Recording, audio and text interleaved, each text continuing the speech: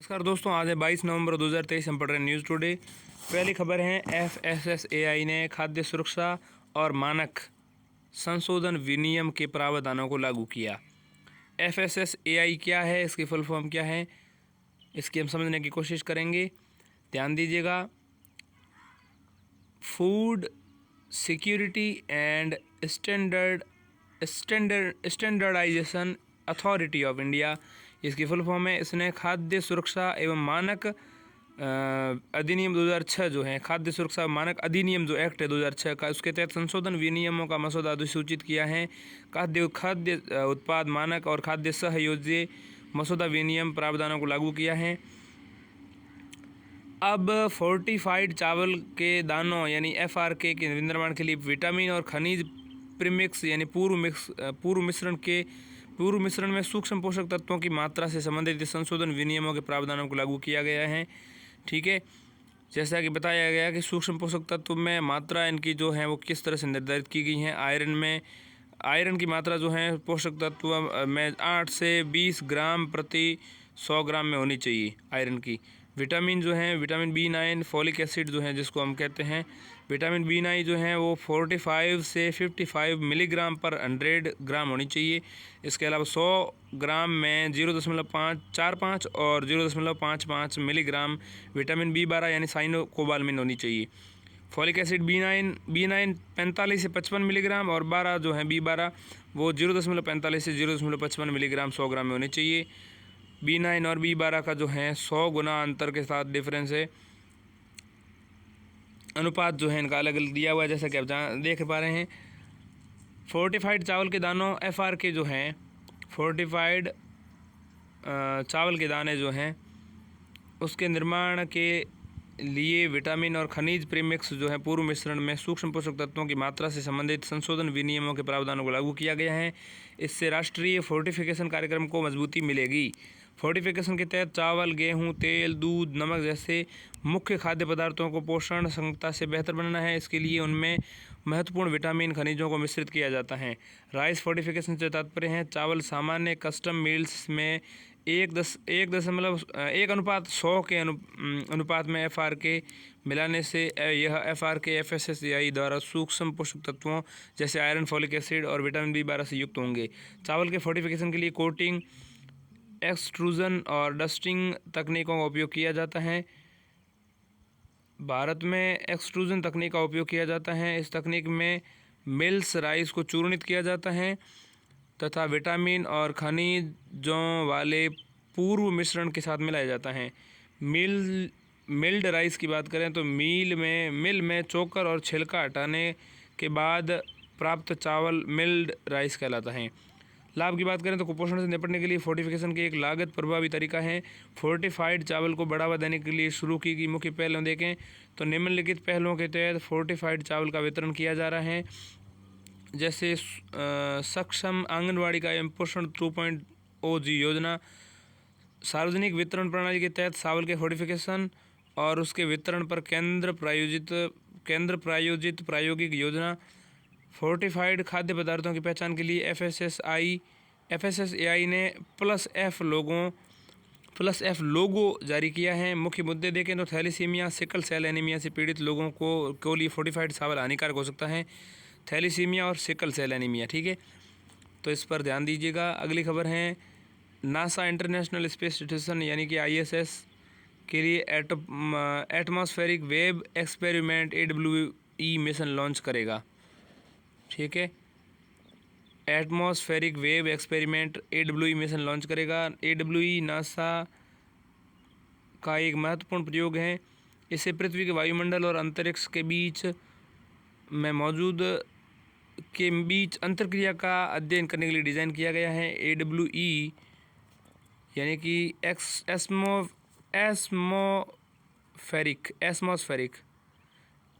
Atmospheric wave experiment की बात की जा रही है, AWE, ठीक है। AWE यानी कि एटमॉस्फेरिक वेव एक्सपेरिमेंट नासा का महत्वपूर्ण प्रयोग है। इसे पृथ्वी के वायुमंडल और अंतरिक्ष के बीच अंतरक्रिया का अध्ययन करने के लिए डिज़ाइन किया गया है। इसके तहत एयर ग्लो की जांच की जाएगी। इससे पृथ्वी के ऊपरी वायुमंडल में अंतरिक्ष के मौसम को निर्धारित करने वाले बलों के बारे में पता चलेगा। यह एयर ग्लो से तात्पर्य पृथ्वी के वायुमंडल में प्रकाश के वर्ण कम बैंड से हैं। ठीक है, प्रकाश के वायुमंडल में प्रकाश के वर्ण क्रम बैंड से हैं। वर्ण क्रम बैंड जो हैं 7 रंग, जैसा कि आप जानते हैं, ये एयर ग्लो की जांच करेगा। ठीक है, एयर ग्लो यानी कि वर्ण क्रम बैंड या मेसोपोज की परत पर वायुमंडलीय गुरुत्वाकर्षण तरंगों यानी कि एटमॉस्फेरिक ग्रेविटी वेव्स जो हैं AGW जो हैं का भी मापन करेगा। गौरतलब है कि मेसोस्फीयर थर्मोस्फीयर के बीच सीमा को मेसोपोज कहा जाता है। ठीक है, मेसोस्फीयर और थर्मोस्फीयर के बीच इस सीमा जो होती है उसको मेसोपोज कहा जाता है। यह भू सतह से 87 किलोमीटर की ऊंचाई पर शुरू हो जाती हैं। AGW तब बनती हैं जब उत्प्लावन के कारण पवन ऊपर की ओर उठती हैं और गुरुत्वाकर्षण इसे वापस नीचे की ओर खींचता है। ठीक है, ऊपर की ओर पवन की गति बादलों के निर्माण में सहायक होती हैं, जबकि नीचे की ओर पवन की गति आकाश को स्वच्छ बादल रहित करती हैं। ये तरंगें अलग अलग प्रक्रियाओं से उत्पन्न होती हैं। इन प्रक्रियाओं में पहाड़ों पर बहने वाली वायु और इसके अलावा समवहन, उदाहरण के लिए तड़ित झंझा, और इसके अलावा वाताग्र प्रणाली शामिल हैं। वे तरंगें वायुमंडल में अलग अलग भागों को संबद्ध करने का कार्य करती हैं। जैसे भू सतह पर आने वाले तूफान के बारे में आयन मंडल में परिवर्तन हो सकता है। अंतरिक्ष का मौसम सूर्य और पृथ्वी के बीच अंतरिक्ष पर्यावरण में बदलाव को व्यक्त करता है। सूर्य अंतरिक्ष के मौसम निर्धारण का प्राथमिक स्रोत है। अंतरिक्ष के मौसम में व्यापक बदलाव के लिए उत्तरदायी कारण आमतौर पर सौर ज्वालाएं, सोलर फ्लेयर्स और उसके बाद उत्पन्न भूसंबकीय तूफान हैं। अंतरिक्ष का मौसम पावर ग्रिड, रेडियो और उपग्रह आधारित संचार, नेविगेशन के परिचालन और ग्लोबल पोजिशनिंग सिस्टम GPS को प्रभावित करता है। वायुमंडलीय तरंगों AGW का अध्ययन का महत्व देखें तो ऊपरी वायुमंडल में गुरुत्वाकर्षण तरंगें, जेट स्ट्रीम, ध्रुवीय भंवर, पोलर वर्टेक्स और अन्य परिघटनाओं के साथ कैसे अंतक्रिया करती हैं और बेहतर समझ मौसम के बेहतर पूर्वानुमान और जलवायु मॉडल के लिए महत्वपूर्ण सिद्ध हो सकती हैं। अगली खबर की बात करें तो दूसरी भारत ऑस्ट्रेलिया 2+2 मंत्री स्तरीय वार्ता नई दिल्ली में आयोजित की गई। भारत और ऑस्ट्रेलिया के लिए चित्र देख सकते हैं आप, यहाँ पर बनाया गया है कृत्रिम रूप से। हाल ही में भारत के रक्षा मंत्री और विदेश मंत्री ने अपने ऑस्ट्रेलियाई समकक्षों के साथ बैठक की अध्यक्षता की। बैठक में हिंद प्रशांत इंडो पैसिफिक क्षेत्र के मजबूत भारत और ऑस्ट्रेलिया रक्षा साझेदारी के महत्व को रेखांकित किया है। साथ ही दोनों के बीच सूचना के आदान प्रदान, रक्षा अनुसंधान आदि में सहयोग बढ़ाने का भी आह्वान किया गया। भारत और ऑस्ट्रेलिया के बीच रणनीतिक समन्वय हिंद प्रशांत क्षेत्र में स्थित ये दोनों लोकतांत्रिक देश, बहुलवादी समाज और बाजार अर्थव्यवस्था वाले देश हैं। दोनों देश हिंद प्रशांत क्षेत्र के लिए एक साझा दृष्टिकोण रखते हैं। इसके तहत दोनों इस क्षेत्र में स्वतंत्र, खुली, समावेशी और लचीली नियम आधारित व्यवस्था स्थापित करने का प्रयास कर रहे हैं। Australia India Indo Pacific oceans initiative partnership यानी कि OIP हिंद प्रशांत क्षेत्र में समुद्री सहयोग को आकार देने में मदद करती हैं। ऑस्ट्रेलिया, भारत और जापान ने सप्लाई चेन रेजिलियंस इनिशिएटिव शुरू की है। इसका उद्देश्य इस क्षेत्र में आपूर्ति श्रृंखला में विविधता लाना है। चीन की बढ़ती आक्रामकता से निपटना दोनों देशों के साझा हित में शामिल हैं। ये दोनों देश जापान और अमेरिका के साथ क्वाड के सदस्य भी हैं। ठीक है, द्विपक्षीय रणनीतिक साझेदारी को 2020 में व्यापक रणनीतिक साझेदारी तक बढ़ा दिया गया था। मुख्य रक्षा सहयोग देखें तो मिलिट्री लॉजिस्टिक सपोर्ट एग्रीमेंट, ये बेहतर लॉजिस्टिक्स सहयोग की सुविधा प्रदान करता है। Defence science technology implementing arrangement, ये दोनों देशों के रक्षा अनुसंधान संगठनों के बीच वार्ता को सुगम बनाता है। Information fusion centre Indian ocean region यानी कि IFC-IOR, इंफॉर्मेशन फ्यूजन सेंटर यानी कि IFC और इंडियन ओशन रीजन यानी कि IOR लाइजन ऑफिसर, ये अधिकारी समुद्री स्थितिजन्य जागरूकता बढ़ाने के लिए कार्य करता है। संयुक्त सैन्य अभ्यास है AUSINDEX, Malabar, Austra Hind, pitch black आदि हैं। सहयोग के अन्य क्षेत्रों में साइबर सुरक्षा, समुद्री व्यापार आदि शामिल हैं। भारत और ऑस्ट्रेलिया के बीच एक बार फिर से बता देता हूँ। ऑसिनडेक्स तो आप समझ ही जाएंगे, ऑस्ट्रा एंड भी समझ जाएंगे, पिच ब्लैंक और मालाबार को याद रखिएगा। ये जो है भारत और ऑस्ट्रेलिया के बीच होने वाले सैन्य अभ्यास हैं, संयुक्त सैन्य अभ्यास। इसके अलावा सहयोग के अन्य क्षेत्रों में देखें तो साइबर सुरक्षा, समुद्री व्यापार सुरक्षा आदि इसमें शामिल हैं। अगली खबर है, चीन ने हाइपरसोनिक हथियारों से लैस दुनिया का पहला नियर स्पेस कमांड बनाया है। ठीक है, चीन ने हाइपरसोनिक हथियारों से लैस दुनिया का पहला नियर स्पेस कमांड बनाया है। नियर स्पेस किसी देश के राष्ट्रीय हवाई क्षेत्र के ऊपर या उसका निकटवर्ती क्षेत्र होता है। इसका विस्तार समुद्र तल से 18 से 160 किलोमीटर के बीच हो सकता है। निम्नलिखित घटनाएं इस विश्वास को प्रबल करती हैं कि अंतरिक्ष क्षेत्र भविष्य में युद्ध का मैदान बन सकता है। चीन द्वारा नियर स्पेस कमांड का निर्माण करना। इसके अलावा इस वर्ष के आरंभ में अमेरिका द्वारा चीनी जासूसी गुब्बारे को नष्ट करना की घटना आदि। वर्तमान में नियर स्पेस क्षेत्र यानी no man's land, near space क्षेत्र जो है नो मैंस लैंड है। ठीक है, इस क्षेत्र में सैन्य विमान उड़ाना संभव नहीं होता है क्योंकि यहाँ वायु बहुत अधिक विरल होती हैं। वहीं दूसरी ओर मजबूत गुरुत्वाकर्षण बल के चलते इस क्षेत्र में उपग्रह स्थापित करना भी कठिन होता है। ठीक है, यही कारण है कि नियर स्पेस क्षेत्र में बहुत कम विमान उड़ान भरते हैं। नियर स्पेस का महत्व, इस क्षेत्र में स्थापित सुरक्षा तंत्र मानव रहित विमानों के विपरीत कई सप्ताह या कई महीने तक काम करते हैं। गौरतलब है कि इस क्षेत्र में संचालित मानव रहित विमान केवल 24 से 40 घंटे तक ही काम कर सकते हैं। इस क्षेत्र में उपग्रहों को स्थापित करने की लागत भूस्थितिक कक्षाओं में उपग्रहों को स्थापित करने की लागत की तुलना में कम होती है। नियर स्पेस में स्थापित सुरक्षा तंत्र एक सरोगेट सैटेलाइट के रूप में कार्य कर सकता है। इससे निम्नलिखित लाभ हो सकते हैं, जैसे कम ट्रांजिशन दूरी, बेहतर संचार, टोही और निगरानी। इस क्षेत्र में तैनात उपकरण छोटे रडार, थर्मल क्रॉस सेक्शन आदि से लैस होते हैं। इससे उपकरण अधिकतर पारंपरिक ट्रैकिंग और टारगेटिंग विधियों के लिए सुवेद्य नहीं बन पाते हैं। सीमाओं की बात करें तो निम्न वायुमंडल की अशांत दशाओं के चलते नियर स्पेस में तैनात उपकरणों को नियंत्रित करना और उनका रखरखाव काफ़ी कठिन कार्य होता है। इस क्षेत्र का सैन्यीकरण काफ़ी बड़ी रणनीतिक चुनौतियाँ उत्पन्न कर सकता है। अगली खबर है, भारत आ रहे एक मालवाहक जहाज को हूती विद्रोहियों ने लाल सागर में हाईजैक किया।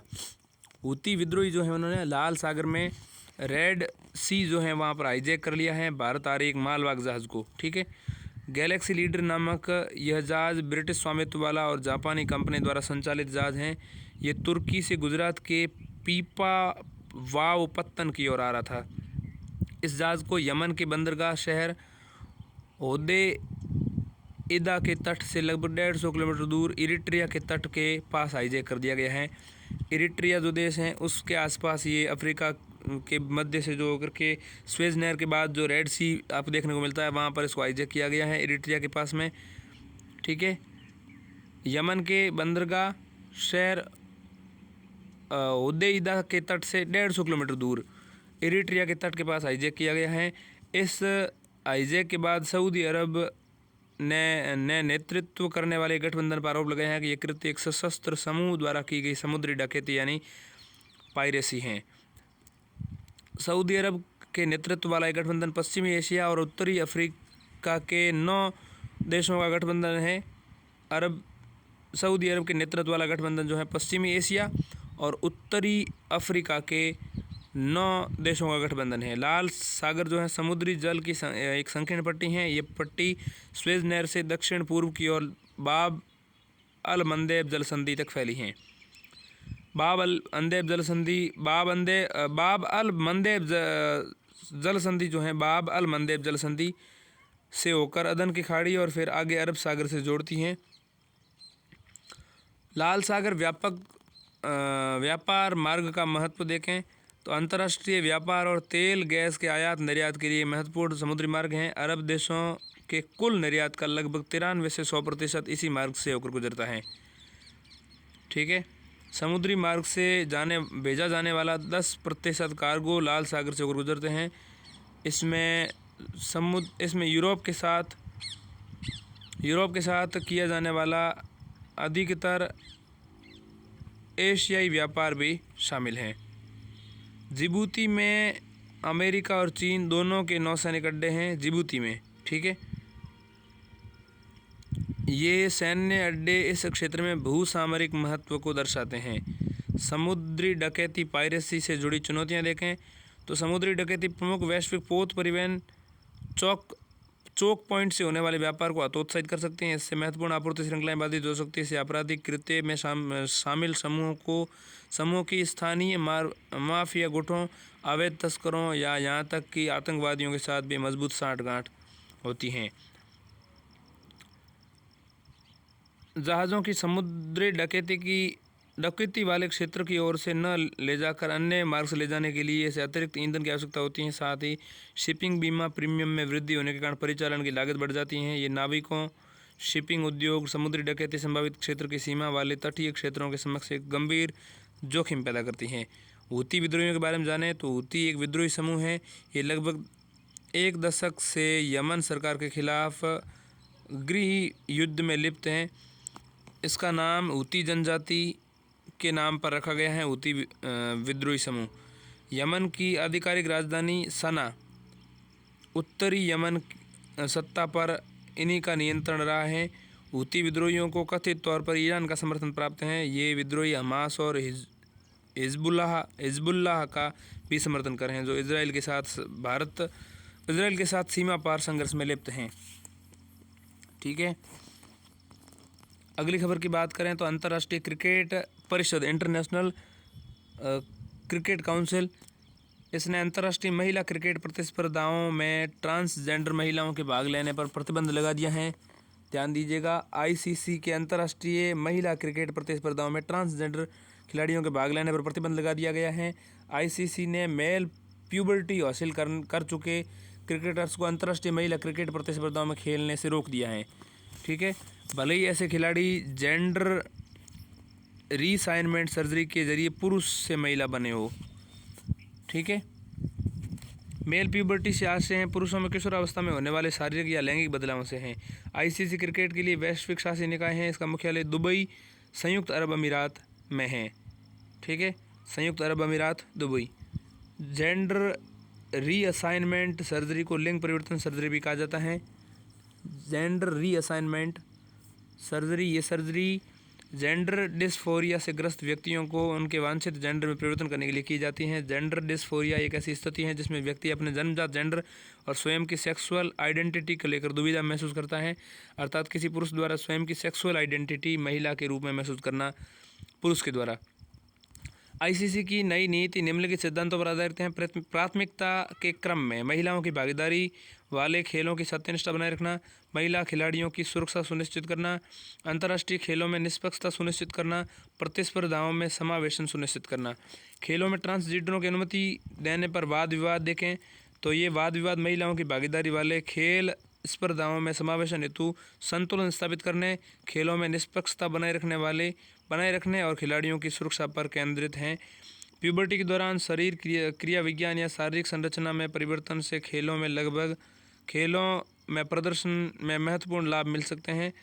गौरतलब है कि खेल स्पर्धाओं में ट्रांसजेंडर व्यक्तियों की अनुमति देने के नियम सभी खेल संघों में एक समान नहीं है। उदाहरण के लिए वर्ल्ड एथलेटिक्स WA के अनुसार खेल आयोजनों में महिला वर्ग में भाग लेने के लिए differences in sex development DSD वाले एथलीट्स को 24 महीने की अवधि तक अपना टेस्टोस्टेरोन 2.5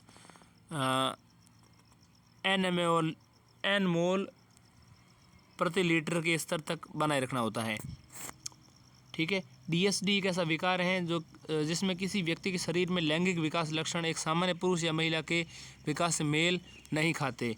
टेस्टोस्टेरोन मांसपेशियों के आकार, क्षमता, हीमोग्लोबिन स्तर को बढ़ाकर खिलाड़ियों के प्रदर्शन को बेहतर बनाने में मदद करता है। साइकिलिंग के लिए अंतर्राष्ट्रीय संघ UCI, तैराकी के लिए अंतर्राष्ट्रीय संघ FINA और वर्ल्ड रग्बी के ट्रांस वीमेन को महिलाओं की खेल प्रतिस्पर्धा में भाग लेने से रोक दिया गया है। अंतर्राष्ट्रीय ओलंपिक समिति ने ट्रांसजेंडर व्यक्तियों के लिए खेलों में पात्रता संबंधी मानदंड निर्धारित करने के लिए जिम्मेदारी संबंधित खेल संघों को सौंप दी है। सुर्खियों की ओर बढ़ जाते हैं। भारत ऑस्ट्रेलिया राइज एक्सप्लोरेटर कार्यक्रम। नीति आयोग ने अटल इनोवेशन मिशन और ऑस्ट्रेलिया के राष्ट्रमंडल वैज्ञानिक औद्योगिक अनुसंधान संगठन CSIRO ने rapid innovation and startup expansion rise accelerator programme शुरू किया है। देखिए राइज क्या है, इंडिया और ऑस्ट्रेलिया का एक्सेलरेटर प्रोग्राम है ये। भारत और Australia rise accelerator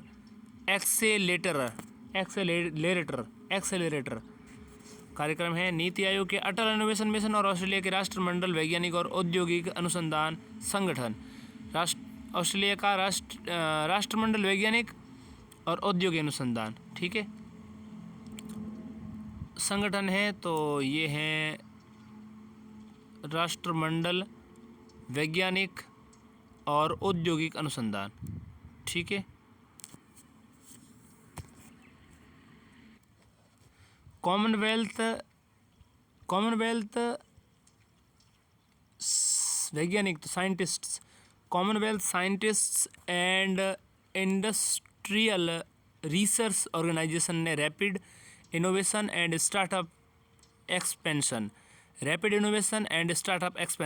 rise, rapid innovation RI and startup expansion SE rise accelerator programme शुरू किया है। ये कार्यक्रम भारत और ऑस्ट्रेलिया में चक्रीय अर्थव्यवस्था सर्कुलर इकोनॉमी से संबंधित स्टार्टअप और लघु एवं मध्यम आकार के निगम जो उद्योग जो हैं स्मॉल एंड मीडियम एंटरप्राइजेज का समर्थन करेगा। एक चक्रीय अर्थव्यवस्था में ऐसे बाजार शामिल होते हैं जो उत्पादों के उपयोग के बाद उसे स्क्रैप में देने के बजाय उसमें इस्तेमाल सामग्रियों से नए उत्पाद बनाने को प्रोत्साहित करते हैं। इस तरह नए उत्पाद बनाने के लिए नए संशोधन उपयोग नहीं किए जाते हैं। इस कार्यक्रम में भाग लेने के लिए स्टार्टअप्स से कोई शुल्क नहीं लिया जाएगा और इसे वर्चुअली आयोजित किया जाएगा। इस कार्यक्रम के दौरान इन्हें भारत और ऑस्ट्रेलिया में यात्रा करने के अवसर भी प्राप्त होंगे। इस कार्यक्रम में भाग लेने वाले स्टार्टअप्स 40 लाख रुपए तक के नॉन इक्विटी अनुदान प्राप्त करने के लिए पात्र होंगे, ठीक है। 40 लाख रुपए नॉन इक्विटी अनुदान। अगली खबर है गम्बूसिया क्या है? गम्बूसिया है मॉस्किटो फिश। क्या है मॉस्किटो फिश? ध्यान दीजिएगा। गम्बूसिया हाल ही में मॉस्किटो फिश की 2 प्रजातियों पर एक अध्ययन किया गया। इससे पता चला कि इन प्रजातियों ने पूरे भारत में अलग अलग पारिस्थितिक तंत्रों में अपना प्रसार किया है। ये प्रजातियां हैं गम्बूसिया एफिनिस और गम्बूसिया हॉलबुकरी। गम्बूसिया एफिनिस और गम्बूसिया हॉलबुकरी। गम्बूसिया के बारे में जानें तो गम्बूसिया वैश्विक स्तर पर मछली की प्रजाति का उपयोग मच्छर के लार्वा को नियंत्रित करने के लिए एक जैविक कार्य के रूप में उपयोग किया जाता है। इस प्रजाति की मछली मच्छर के लार्वा को खाती हैं। यह दक्षिण पूर्वी संयुक्त राज्य अमेरिका की एक स्थानिक प्रजाति है। दक्षिण पूर्वी संयुक्त राज्य अमेरिका की एक स्थानिक प्रजाति हैं। पर्यावास की बात करें तो यह उथले जल और सघन वनस्पतियों वाले क्षेत्र में पाई जाती हैं जहाँ लार्वा एवं प्यूपा मौजूद होते हैं। इसे एक प्रमुख आक्रामक विदेशज प्रजाति के रूप में सूचीबद्ध किया गया है। ब्रिटिश शासन के दौरान 1928 में गम्बूसिया को पहली बार भारत में लाया गया था। ब्रिटिश शासन के दौरान 1928 में, ठीक है। गम्बूसिया मॉस्किटो फिश कहते हैं इसको। अगली खबर की बात करें तो वो है लैंसेट की स्वास्थ्य और जलवायु परिवर्तन पर काउंटडाउन रिपोर्ट 2023। लैंसेट क्या है और इसने स्वास्थ्य और जलवायु परिवर्तन पर काउंटडाउन रिपोर्ट जो 2023 की है वो क्या है? लैंसेट की फुल फॉर्म है Lancet countdown tracking progress on health and climate change.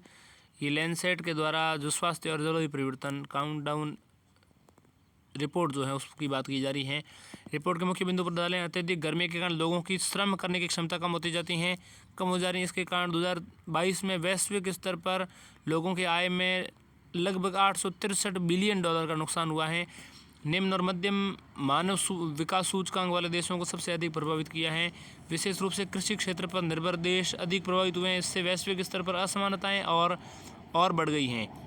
जलवायु परिवर्तन वैश्विक खाद्य असुरक्षा को बढ़ावा दे रहा है। ऐसा जलवायु परिवर्तन के कारण फसलों की पैदावार के कम होने एवं समुद्री संसाधनों पर निर्भर आबादी की खाद्य सुरक्षा खतरे में पड़ने से हो रहा है। रिपोर्ट में की गई सिफारिशें देखें तो जलवायु संकट के समाधान के लिए स्वास्थ्य केंद्रित दृष्टिकोण को अपनाया जाना चाहिए। जीवाश्म ईंधन का उपयोग जीवाश्म ईंधन का उपयोग न्याय संगत, विवेकपूर्ण और तीव्र गति से चरणबद्ध समाप्ति पर बल देने की आवश्यकता है। अगली बात करें खबर की तो वो है लैंगलैंड्स प्रोग्राम। तो ये लैंगलैंड्स प्रोग्राम क्या है, ध्यान दीजिएगा। हाल ही में एक रिपोर्ट में दावा किया गया है कि लैंगलैंड्स प्रोग्राम गणित के दो अलग अलग क्षेत्रों को आपस में जोड़ता है। लैंगलैंड्स क्या है, ये प्रोग्राम नंबर थ्योरी और रिप्रेजेंटेशन थ्योरी के बीच संबंध तलाशने पर केंद्रित है। प्रोग्राम को 1967 में प्रिंसटन विश्वविद्यालय के डॉक्टर रॉबर्ट लैंगलैंड्स ने आगे बढ़ाया था। ये डॉक्टर लैंगलैंड्स को 2018 में लैंगलैंड्स प्रोग्राम के लिए एबल पुरस्कार से सम्मानित किया गया था। एबल पुरस्कार गणितज्ञों को दिए जाने वाले सर्वोच्च सम्मानों में से एक है। इसे 2002 में नॉर्वेजियन संसद ने स्थापित किया था।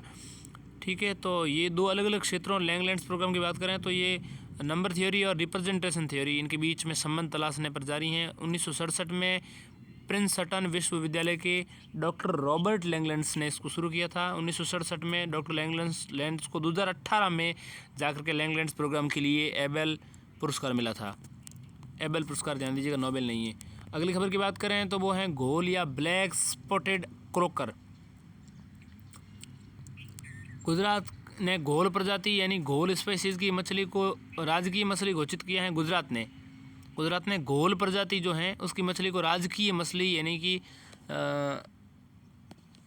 कह सकते हैं एक तरीके से राजकीय मछली इसको घोषित किया है। इसकी घोषणा ग्लोबल फिशरीज कॉन्फ्रेंस इंडिया 2023 में की गई है। घोल प्रजाति की मछली हिंद प्रशांत महासागर में फारस की खाड़ी से प्रशांत महासागर तक बड़े पैमाने पर पाई जाती हैं। औषधियों में उपयोग और व्यावसायिक महत्व होने के कारण इस मछली के स्विम ब्लैडर की कीमत बहुत अधिक है। इसका निर्यात दक्षिण पूर्व एशिया के देशों विशेषकर हांगकांग, सिंगापुर, मलेशिया में किया जाता है। उपयोग की बात करें तो आइजिलंग्स को तैयार करने में आइजिलंग्स कोलेजन का एक रूप है। इसका उपयोग मुख्य रूप से वाइन और बियर को साफ करने के लिए किया जाता है। पारंपरिक चिकित्सा में ऐसा माना जाता है कि यह यूरिनरी विकार से पीड़ित रोगियों के रक्तस्राव को रोकती हैं। इसके अलावा देखें तो सौंदर्य प्रसाधन सामग्रियों को तैयार करने में भी इसका इस्तेमाल किया जाता है। अगली खबर की बात करें तो एपिडर्मिस में हीमोग्लोबिन। खबर क्या है, ध्यान दीजिएगा। हाल ही में किए गए एक अध्ययनानुसार एपिडर्मिस में हीमोग्लोबिन की उपस्थिति का पता चला है। एपिडर्मिस के बारे में जाने, ये त्वचा की सबसे बाहरी परत होती है एपिडर्मिस। ठीक है, यह बाहरी वातावरण के विरुद्ध एक सुरक्षात्मक अवरोध के रूप में कार्य करती हैं। ये 5 उप परतों से मिलकर बनी होती हैं जो त्वचा के सतह का पुनर्निर्माण के लिए एक साथ कार्य करते हैं। एपिडर्मिस में पाई जाने वाली विभिन्न कोशिकाएं हैं कैराटिनोसाइट्स, मेलानोसाइट्स, लैंगरहैंस कोशिकाएं और मर्केल कोशिकाएं। विभिन्न प्रकार की एपिडर्मिस में पाई जाने वाली कोशिकाएं हैं। एक तो कैराटिनोसाइट्स, मेलानोसाइट्स, लैंगरहैंस कोशिकाएं और मर्केल कोशिकाएं। हीमोग्लोबिन लाल रक्त कोशिकाओं में पाए जाने वाले प्रोटीन है। एपिडर्मिस के कैरोटिनॉइड्स में हीमोग्लोबिन की उपस्थिति पाई गई थी। यह शरीर में ऑक्सीजन और CO2 के परिवहन, एंटीऑक्सीडेंट गुण प्रदर्शन करने और संभावित रूप से सुरक्षात्मक अवरोध में योगदान देता है। अगली खबर की बात करें तो वो है Jupiter icy moons explorer JUICE mission. European space agency ESA का ज्यूस प्रोब पहली बार पृथ्वी और चंद्रमा की दोहरी गुरुत्वाकर्षण सहायता ग्रेविटी सहायता का इस्तेमाल बृहस्पति की ओर बढ़ने के लिए करेगा। ठीक है, पहली बार पृथ्वी और चंद्रमा की दोहरी गुरुत्वाकर्षण सहायता ग्रेविटी असिस्ट का इस्तेमाल जो है बृहस्पति की ओर बढ़ने के लिए करेगा। यूरोपियन स्पेस एजेंसी ESA का ज्यूस प्रोब जो है ये कैसा करेगा। दोहरी गुरुत्वाकर्षण सहायता एक ऐसी तकनीक है जिसके द्वारा एक अंतरिक्ष यान 2 खगोलीय पिंडों के गुरुत्वाकर्षण क्षेत्र की मदद से अपनी गति में वृद्धि करता है। जूस मिशन के बारे में जाने तो इस अंतरिक्ष यान का प्रक्षेपण 2023 के आरंभ में किया गया था। ठीक है, और बृहस्पति महासागर की उपस्थिति वाले 3 बड़े चंद्रमा का विस्तृत अवलोकन करेगा। ये चंद्रमा गैनीमेड, कैलिस्टो और यूरोपा है।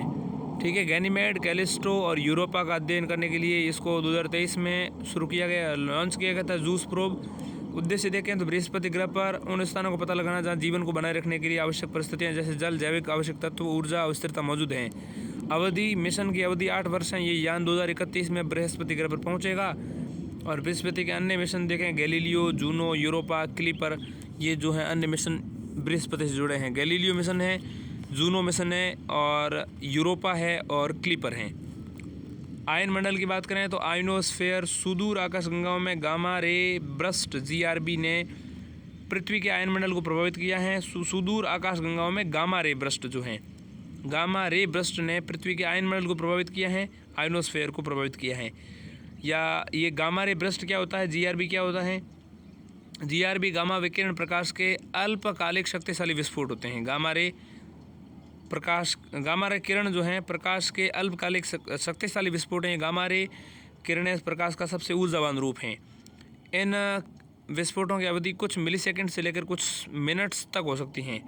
GRB के विस्फोट की चमक सामान्य सुपरनोवा विस्फोट की तुलना में सैकड़ों गुना अधिक होती हैं।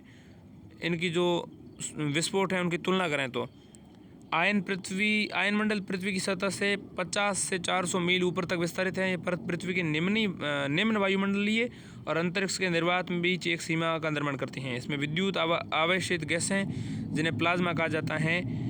इस परत में अंतर्राष्ट्रीय अंतरिक्ष स्टेशन सहित कई उपग्रह कार्यरत हैं। आयन मंडल संचार के लिए महत्वपूर्ण है। ऐसा इसलिए है क्योंकि ये संचार और नेविगेशन के लिए उपयोग की जाने वाली रेडियो तरंगों को परावर्तित एवं संशोधित करता है। अगली खबर की बात करें तो सुर्खियों में है सूरीनाम, राजधानी पारामोरिबो इसकी राजधानी है। सूरीनाम की सुर्खियों में क्यों है? सूरीनाम में सोने की एक अवैध खदान ढह गई हैं। ठीक है, सोने की अवैध खदान ढह गई हैं। सूरीनाम की बात करें, सूरीनाम दक्षिणी अमेरिका के ऊपरी सिरे पर स्थित हैं ये। ठीक है, वेनेजुएला के जस्ट बाद गुयाना और गुयाना के बाद सूरीनाम है। और इधर जो है फ्रेंच गुयाना और गुयाना के दरमियान ये बीच में है। गुयाना और फ्रेंच गुयाना दोनों को आपस में जोड़ने से रोकने के लिए ये काम करता है। भौगोलिक अवस्थिति की बात करें, दक्षिण अमेरिका के तट ऊपरी तट पर स्थित है। ये उत्तर में अटलांटिक महासागर से घिरा है, इसलिए ये एक भूआबद्ध देश नहीं है। भूआबद्ध देश तलरुद्ध देश वो होते हैं जिनसे डायरेक्ट समुद्र में नहीं जाया जा सके, किसी दूसरे देश की ज़मीन पर जाना आवश्यक हो जाता है। ठीक है, और बात करें अगर दक्षिणी अमेरिका के तलरुद्ध देशों की, तो यहाँ पर एक तो बोलीविया है और एक इसमें जो है पराग्वे हैं। पराग्वे और बोलीविया दो ऐसे देश हैं इस पूरे 13 देशों के इस महाद्वीप में जिसमें जो है कोई भी देश तलरुद्ध देश नहीं इन दो देशों को छोड़ करके। ब्राज़ील यहाँ का सबसे बड़ा देश है जो सभी देशों के साथ सीमा लगाता है, केवल दो देशों को छोड़ करके, एक तो इक्वाडोर और एक चिली। इक्वाडोर और चिली को छोड़ करके ब्राज़ील सभी देशों के साथ सीमा लगाता है। इक्वाडोर और चिली जो है पैसिफिक ओशियन की तरफ वेस्ट में स्थित दो देश हैं। ठीक है, पश्चिम सीमा पर जो दो देश हैं इक्वाडोर की राजधानी क्विटो है और चिली की जो है चिली की राजधानी क्या है, सैंटियागो है, ऐसा कुछ है इसकी राजधानी, चिली सैंटियागो ही है बिल्कुल। ठीक है, और सूरीनाम की राजधानी पैराम्पेरिबो है। ब्राज़ील की ब्राज़ीलिया है और बाकी तो अलग अलग देशों की राजधानी अलग अलग है ही। फ्रेंच गुयाना और गुयाना जो है ये महत्वपूर्ण है, ध्यान दीजिएगा, इनके आपस में सीमाएँ नहीं लगती हैं, ऐसा पूछ सकता है अभी यूपीएससी। सीमावर्ती राष्ट्रों की बात करें से इसके पूर्व में फ्रेंच गुयाना, दक्षिण में ब्राज़ील और पश्चिम में गुयाना स्थित हैं। भौगोलिक विशेषताएं बात करें तो वनस्पति मुख्य रूप से उष्णकटिबंधीय वर्षावन मौजूद हैं क्योंकि ये भूमध्य रेखा से ऊपर हैं। उष्णकटिबंधीय वर्षावन है, भूमध्य रेखा से जस्ट ऊपर हैं ये। ठीक है, भूमध्य रेखा जो है इस दक्षिणी महाद्वीप में दो देशों से कोलंबिया और जो ये ब्राज़ील है यहाँ से होकर गुजरती हैं। ठीक है, कोलंबिया और ब्राज़ील दोनों से होकर गुजरती हैं। याद रखिएगा वेनेजुएला को टच नहीं करती हैं। उच्चतम बिंदु जुलियाना टॉप जो है इसका उच्चतम बिंदु है। प्रमुख नदियाँ देखें तो मारोवाइन, कोरेंटिन, कोपेनाम, सूरीनाम, ये इसकी प्रमुख नदियाँ हैं। खनिज की बात करें तो सूरीनाम दुनिया में बॉक्साइट के शीर्ष उत्पादकों में से एक हैं। बॉक्साइट यहाँ पर काफ़ी उत्पादित होता है। सूरीनाम में सोने की एक अवैध खदान ढह गई हैं, ये इसलिए सुर्खियों में है, ध्यान दीजिएगा। एक देश जो है पहले मैंने बताया था, ये कौन सा है देश मैं भूल रहा हूँ अभी, नीचे की तरफ जो है जो पराग्वे और उरुग्वे के दरमियान है, पिछली कल ही पढ़ा था इसको हमने, तो ध्यान दीजिएगा। अभी नहीं कर पा रहा हूँ याद मैं, छोड़ो। इक्वाडोर का एक महाद्वीप, एक द्वीप है यहाँ पर, आइसलैंड है। मारोवाइन, यहाँ पर एक नदी है मारोवाइन। क्वारंटीन, कोपेनाम, सूरीनाम और कोपेनाम, ये दो इसी नाम से हो गई, सूरीनाम से जुड़ी। मारोवाइन और क्वारंटीन भी इसी नदियाँ हैं। और मैं ये बता रहा था, इक्वाडोर का एक आइसलैंड है जो पूर्व में है, यहाँ क्षमा कीजिएगा पश्चिम की दिशा में इस तरफ पड़ता, पूर्व में तो कैसे पड़ेगा, ये देश भी खुद पश्चिम में ही है। तो पश्चिम की दिशा में इसका एक द्वीप है, गैलापागो जैसा कुछ नाम है इसका, बिल्कुल। और एक नीचे चिली जो है, चिली का ईस्टर आइसलैंड करके एक ऐसा कोई इस तरफ पश्चिम में इसका एक पैसिफिक ओशियन में एक द्वीप है। ऊपर जो है ध्यान दीजिएगा, पैसिफिक ओशियन के बाद जब ये पनामा से इसकी सीमाएं जुड़ती हैं जहाँ पर, तो वहाँ ऊपर की तरफ कैरिबियन सी आता है। और कैरिबियन सी में हाल ही में एक सुर्खियों में रहा द्वीप है डोमिनिका, ऐसा कर डोमिनिका रोसेउ, डोमिनिका की राजधानी रोसेउ है। डोमिनिका जो है कैरिबियन सी में एक देश है।